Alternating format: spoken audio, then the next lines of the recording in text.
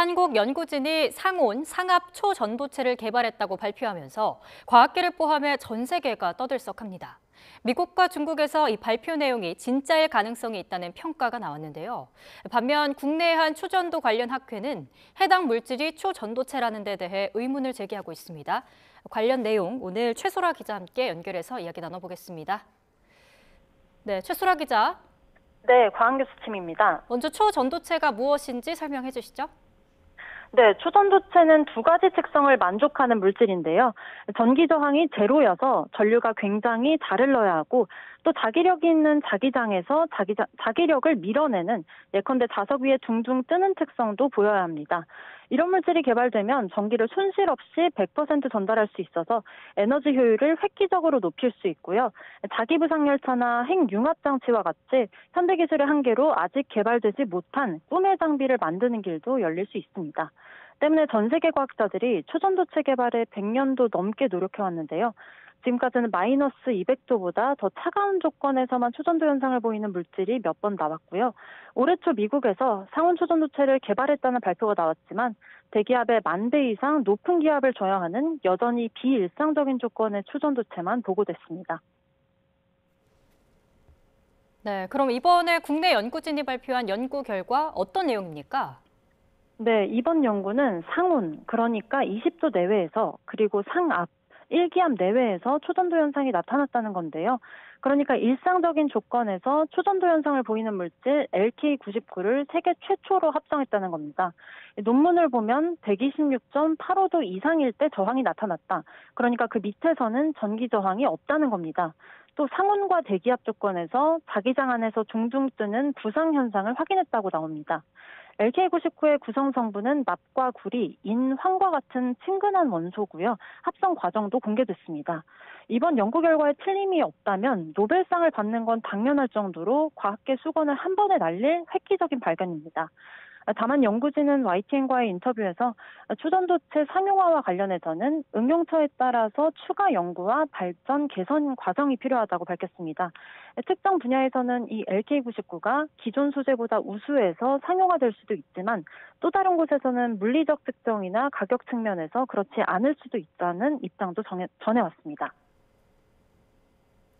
네, 사실 전 세계가 주목하고 있지만 발표에 대한 논란도 많습니다. 학술지가 아닌 아카이브에 실렸다고 신빙성이 떨어지는 거 아니냐 이런 지적도 나옵니다. 네, 이번 연구 내용이 실린 거는 아카이브라는 인터넷 사이트입니다. 이와 달리 일반 연구 결과는 논문 여러 편을 묶어서 공개하는 학술지에 실려서 발표되곤 합니다. 학술지 권위에 따라서 예컨대 네이처냐 셀이냐 네이처 자매지냐에 따라서 논문의 수준이 평가됩니다. 학술지는 논문을 면밀히 검토하고 실어주기 때문에 일단 유력 학술지에 실렸다면 연구가 어느 정도 독창적이고 믿을만하구나 이렇게 여길 수 있습니다. 하지만 이번 연구는 검토 과정 없이 누구든지 연구 내용을 게재할 수 있는 아카이브에 공개된 겁니다. 검토 과정을 거치지 않았다 뿐이지 엉터리라고 치부할 수는 없는 상황입니다. 코로나19 이후로 연구를 학술지에 싣기 전에 매드 아카이브나 바이오 아카이브 등에 공개하는 문화가 활발해졌기 때문입니다. 때문에 이번 연구 결과가 얼마나 신빙성 있는지 알아보려면 동료 과학자들이 실험을 재현해서 결과값이 똑같이 나오는지 검증하는 이른바 피어 리뷰가 필요합니다. 이 과정에는 적어도 일주일, 길게는 몇 달이 걸릴 수도 있습니다.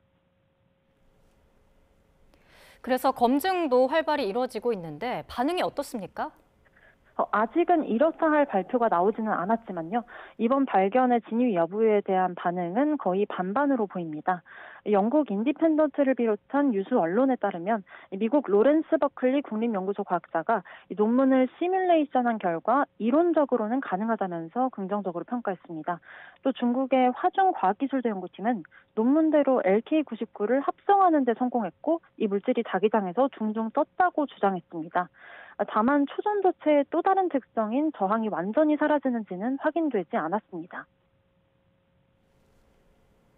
국내에서 검증위가 꾸려진다고 하는데 초전도체가 아닌 걸로 보인다는 입장문을 내서 논란이 되고 있다고요.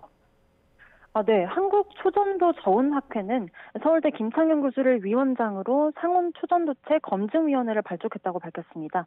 학회 측은 YTN과의 인터뷰에서 LK99가 일반적인 초전도체의 특성을 대변하지 못한다면서 상온초전도체로 보기 어렵다고 주장했습니다.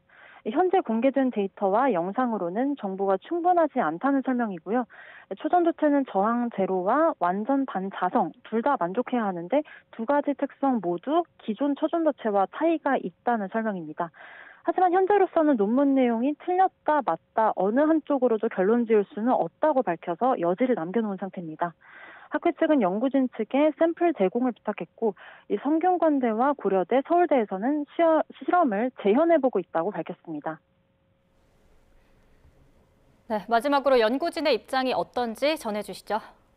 네, 연구에 참여한 논문 저자 김현탁 윌리엄 앤 메리드 교수는요, YTN과의 인터뷰에서 국내외에서 이루어지는 검증을 도울 것이라고 방침을 밝혔습니다. 기관 등에서 검증 계획서를 보내온다면 계획서를 검토하겠다는 입장입니다. 하지만 초전도체가 전 세계적인 초미의 관심사가 됐기 때문에 모든 기관에 샘플을 무한정 제공할 수도 없을 겁니다. 연구진도 샘플을 만들려면 제조 장비가 있어야 하고 인력도 필요해서 제조량에 한계가 있다고 밝혔습니다. 또 일각에서는 논문을 보고 직접 샘플을 만들고 있고 스스로 검증을 하고 있는데 샘플을 제공해달라고 하는 데 대해서는 적극적으로 임하기가 현실적으로 어렵다는 입장입니다. 퀀텀 에너지 연구소 측은 조만간 상온상압 초전도체에 대한 공식적인 발표를 준비 중이라고 밝혔습니다. 지금까지 과학뉴스팀에서 최소라입니다.